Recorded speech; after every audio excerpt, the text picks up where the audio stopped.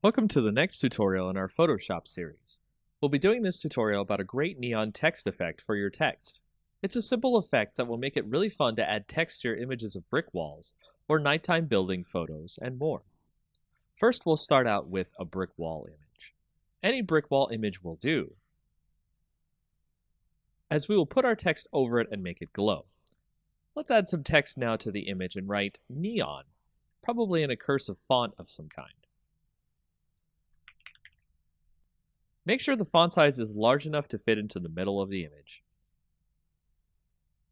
Next, we'll add a hue and saturation layer to the image, so select the background layer, then go to Layer, click New Adjustment Layer, and then Hue and Saturation. Set the saturation to pretty low, and the lightness as well, but not too dark. We want it to be bright enough that we can see the brick wall. Next, create a new layer which we'll call Clouds. You could do this, of course, by clicking the New Layer button at the bottom, which looks like a new page. Here we'll add clouds to the layer by clicking Filter, then Render, then Clouds. Create a black layer mask on that cloud layer by Alt-clicking the New Layer Mask button. Make sure your clouds layer is set to divide on the layer mode here. Let's use our brush tool here to uncover some clouds. Set the foreground color to white. Make sure the layer mask is selected. And set the opacity of our brush to about 50%. Make sure your brush hardness is also 0% as well. Once that's done, uncover some clouds behind the neon word.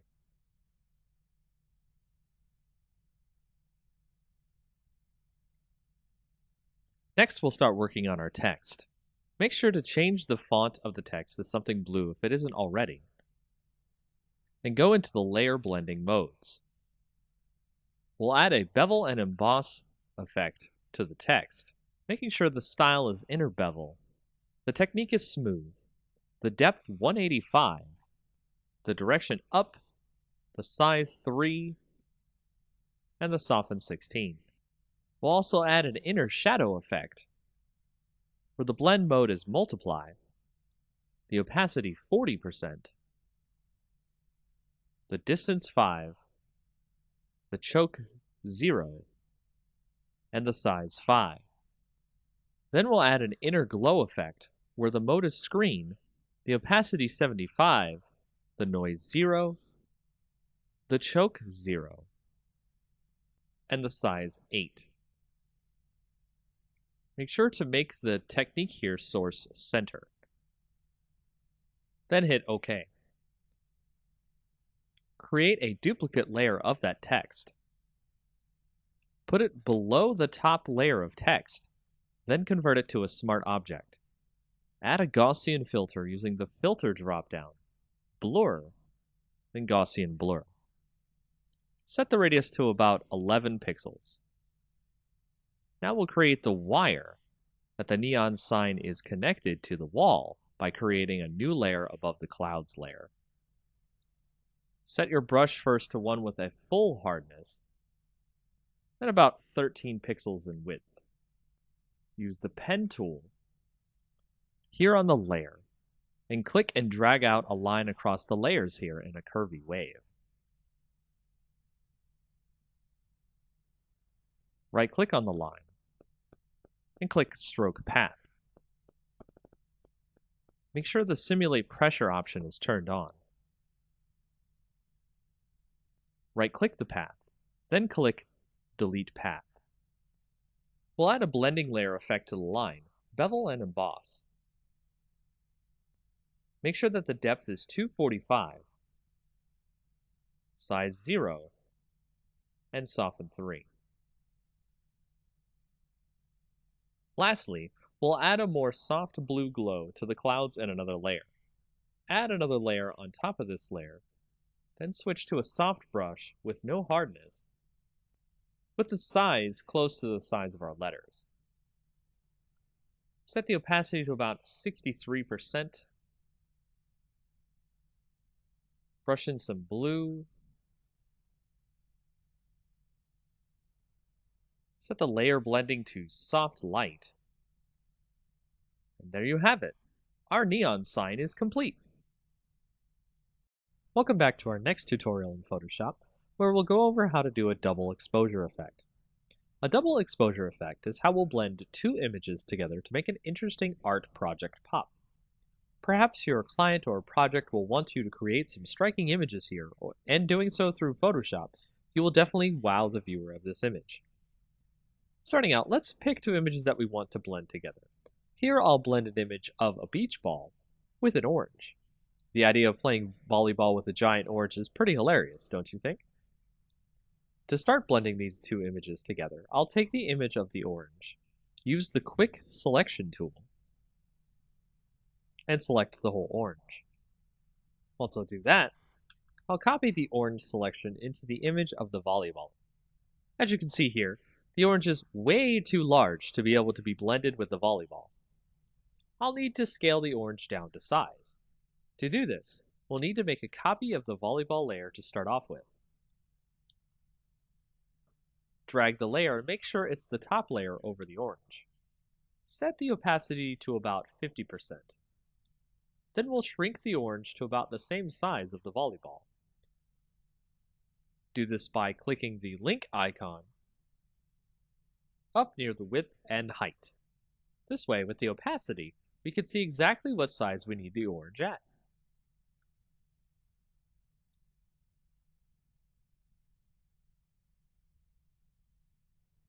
Apply the transformation when done. Next, we'll create a layer mask by clicking on the orange. Control-click the image to select all. Then move to the volleyball layer and click the New Mask button at the bottom. Once we have that mask, we'll make a copy of the orange layer and then make a black mask of that layer by holding the Alt key and clicking New Mask. Using the Quick Selection tool, we can select the parts of the volleyball we want to erase.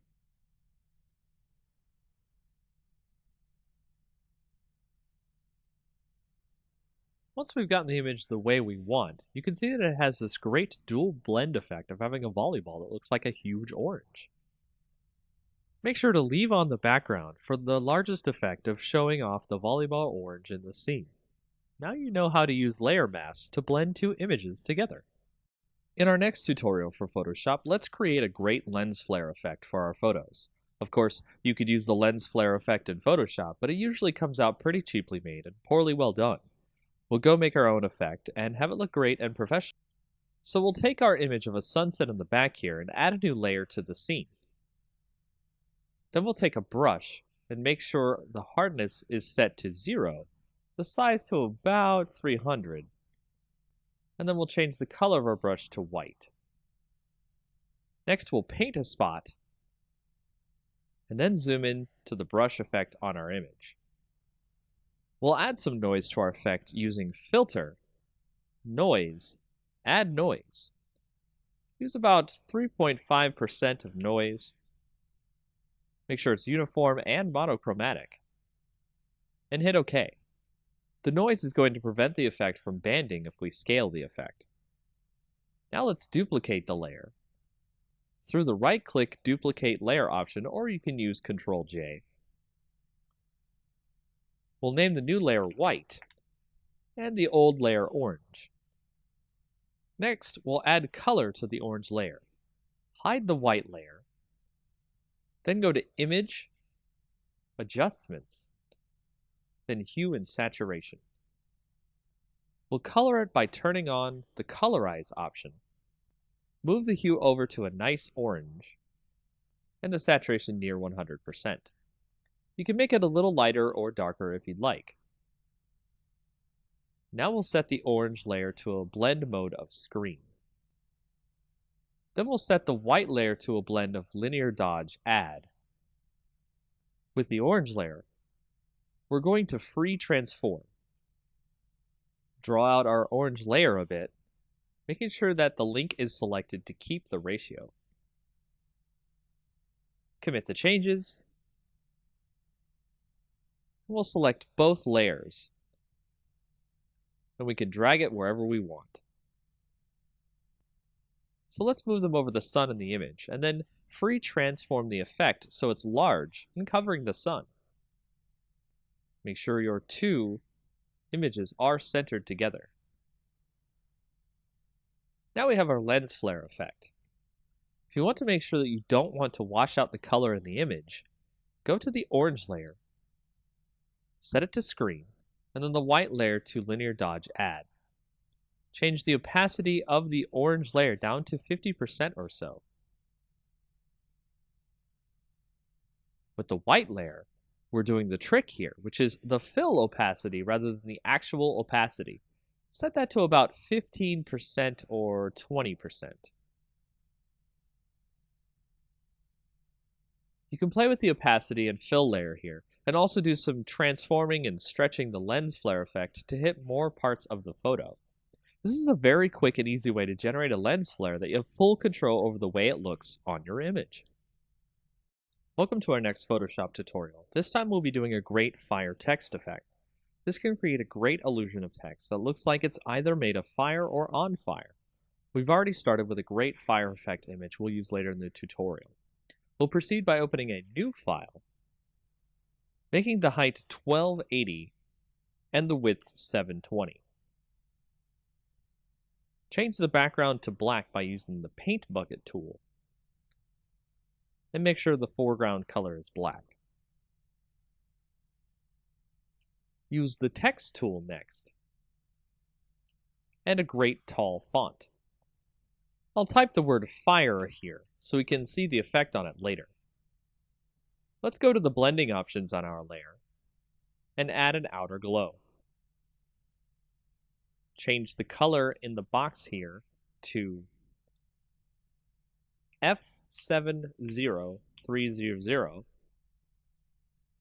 then hit OK. Select the satin blending next and change that color to 872D0F, and hit OK as well.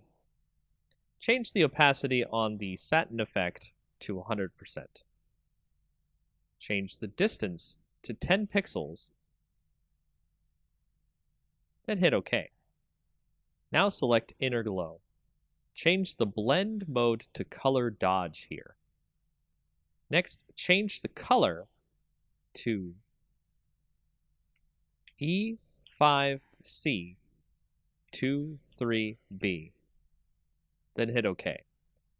Change the opacity to 100%, the size to 10 pixels, then hit OK. Now we're done with our text, so hit right-click on the text layer and rasterize our type. Now we're going to fade out the top of our fire text. So use the eraser tool and set the brush to 250 pixels with 0 hardness. Erase some of the text as you see here.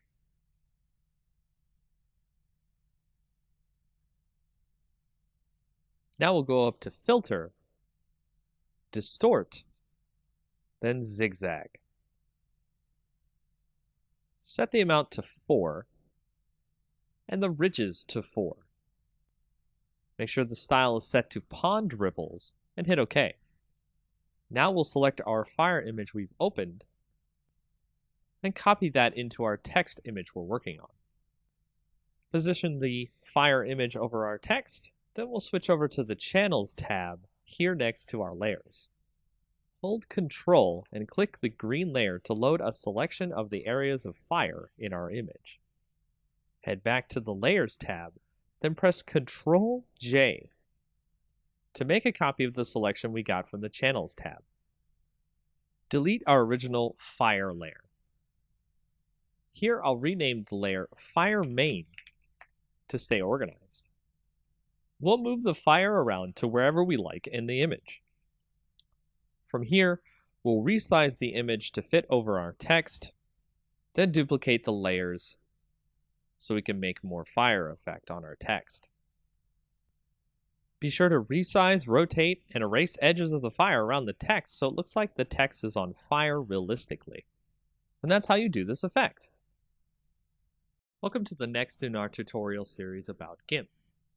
In this next tutorial, we'll go over a quick way how to do a coloring of a sketch that you might scan in or you have received on the internet. And it's really easy to start coloring in GIMP. To start, we'll go ahead and have our sketch open, as you can see right here, and we will go ahead and add a new layer above that sketch. So we'll go ahead and make that a transparent layer. And we will also make sure that that layer is set to multiply instead of normal, because if it is set to normal, you'll just draw the color over the sketch beneath that layer. But with multiply, it actually adds the color over the layer, but in a way so that the previous layer on the bottom shows through. So if you see right here, we've set our color to something that's a little bit more skin toned. Make sure to do that as well. Hit OK.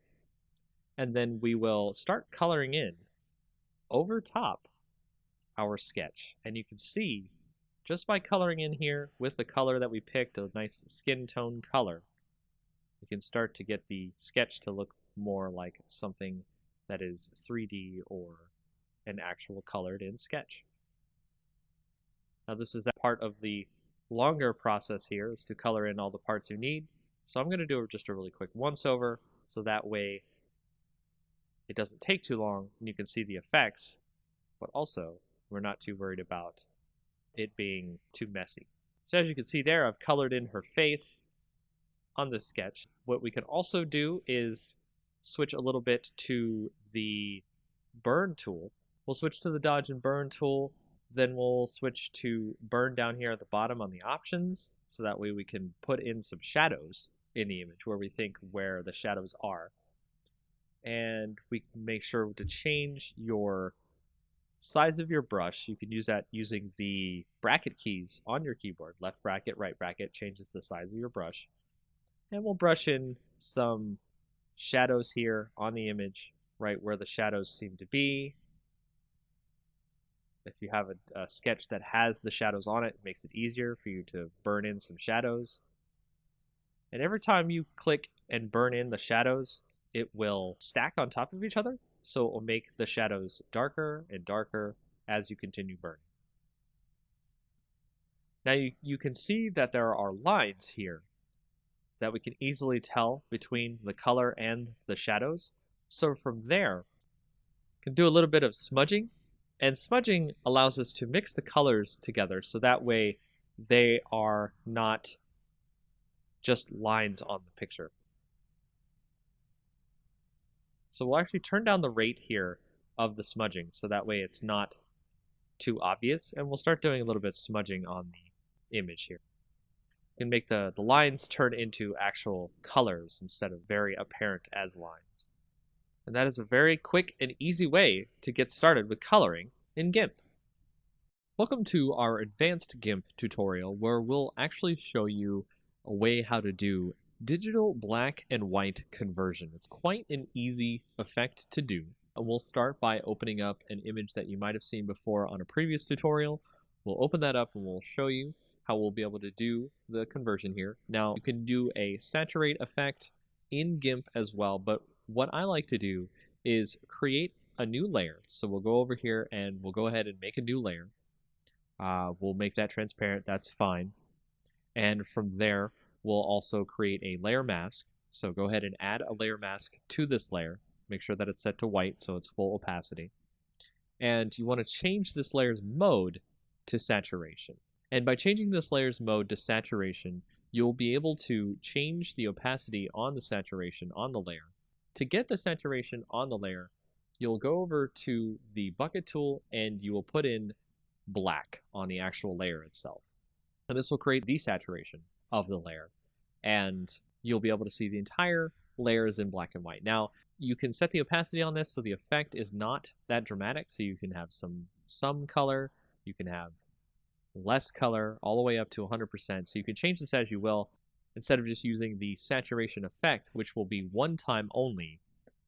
You can use this to great effect to choose the granular control over the black and white conversion effect. Now what you can also do is, with this and having the mask, you can go to the original layer itself, use the scissors tool, and you can pick out parts of the image you want to have in color itself. So if you see here, I have picked out some of the glasses to be in color, and the scissors tool is one of the best tools for this as it tries to find the edges of the glasses on our background layer here.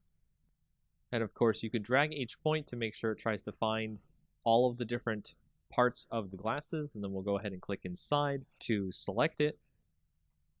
And if we do that and then go back to our layer mask for our saturation layer, we can go in there and we can select the brush tool, make sure it's set to black because we're going to be painting on the layer mask so we can make the color shine through. And you can just start painting in those glasses there and make those glasses show up in actual color compared to the rest of the image. And that's just a very quick way of how to do digital black and white conversion in GIMP. Welcome to the next tutorial in our Photoshop series. We're going to go over a way to create a quick lomography effect. And a lomography effect is a type of effect that you might see on Instagram photos or other types of photos that make it look kind of a hipster-like or retro look. Now, it's very easy to create this look. It's actually extremely fast to create this look in Photoshop. All you have to do is open up a photo. You can see, for example, I have a photo right here. You want to go to Layer, New Adjustment Layer, and Curves. And we're going to make a new Curves layer here. Now, I'm going to make the Curves layer called the lomography effect, which we'll go ahead and type that in. And you can see we've got a nice little layer that goes over our background. It also has its own layer, so that way we won't have to worry about making the effect on the image and not having it affect the image permanently.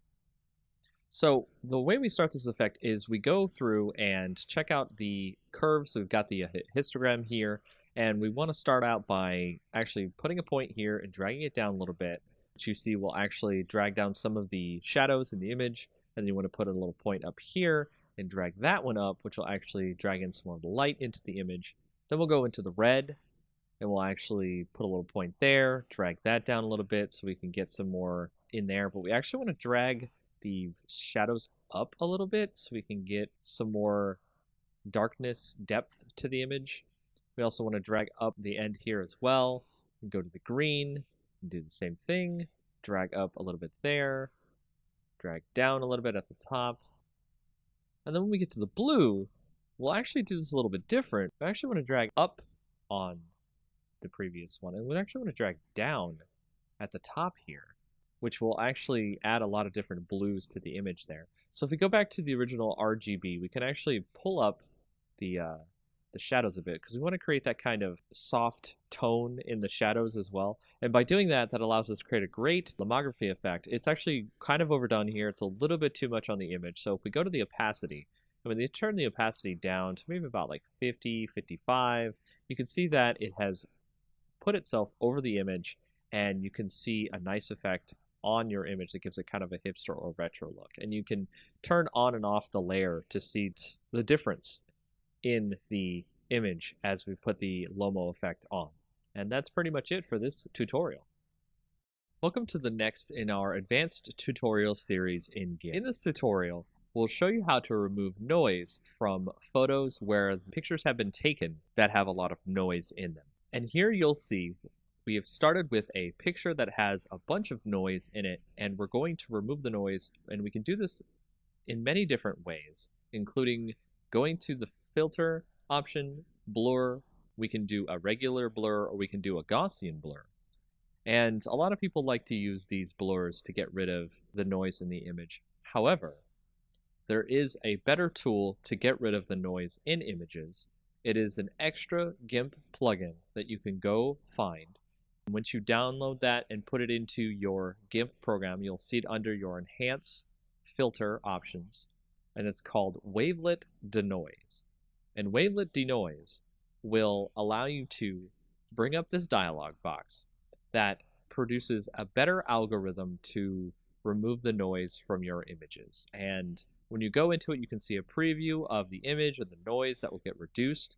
So you can move around and find where most of the noise is coming from. And then you can go down to the thresholds and you can turn up the amount of noise being removed from the image. and you can decide whether or not you want to have more or less detail left in the image. And you can also change how much detail can be conserved when you start applying the denoise filter to the image. And then you hit OK, and you can see that it has reduced a lot of the noise in the image, and you can tweak this as you like. And there are many other different ways you can do this, but this is probably one of the best ways to remove noise from an image to make it look a little bit better to your clients or to any projects you might have in the future. And that is a quick way of how to remove extra kinds of film grain or noise in your images in GIMP. Welcome to the next in our tutorials about GIMP. In this advanced tutorial, we'll show you how to do some tone mapping on the images that you might need to get some extra color or some extra different shadows and cool things that you would like to get on your photos.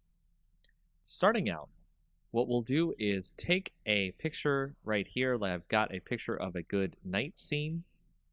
We'll go ahead and start is we'll create a duplicate layer of the night scene. And what we need to do is create a special enhancement filter called Advanced Tone Mapping. Now, this doesn't normally come with GIMP, so I recommend that you go find a plugin for Advanced Tone Mapping. It's very easy to find on the internet.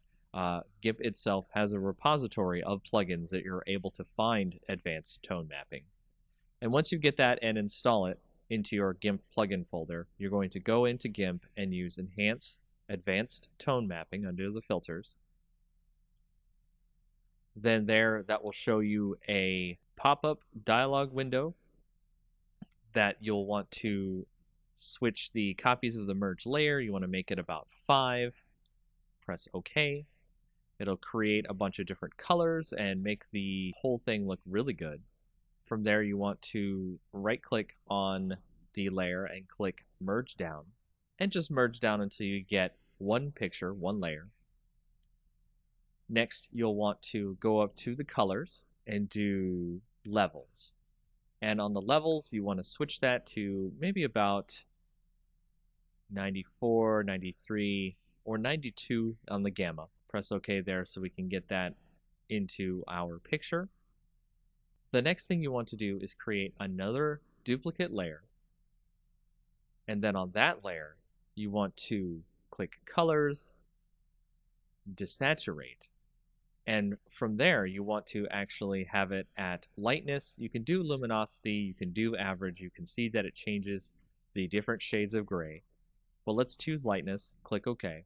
And then you want to go back over to colors, click invert, and you'll see all the different colors inverted here. Then you want to go to filters, blur, Gaussian blur. And you want to set that blur to about, I think I want to do 20. 20 here seems fine. So now to blur the whole image, what we're going to do with this blurred image is we are going to switch the mode on the top layer here to overlay. And now you'll see it has overlaid onto our image down below. And you want to tweak this by using the opacity bar over here on the right. So we're going to set that to about 48. And then we will merge the layers down. And now you can see we have our new image that shows the different tone maps of color that are in our night sky image. And that's how you get some tone maps in your GIMP program.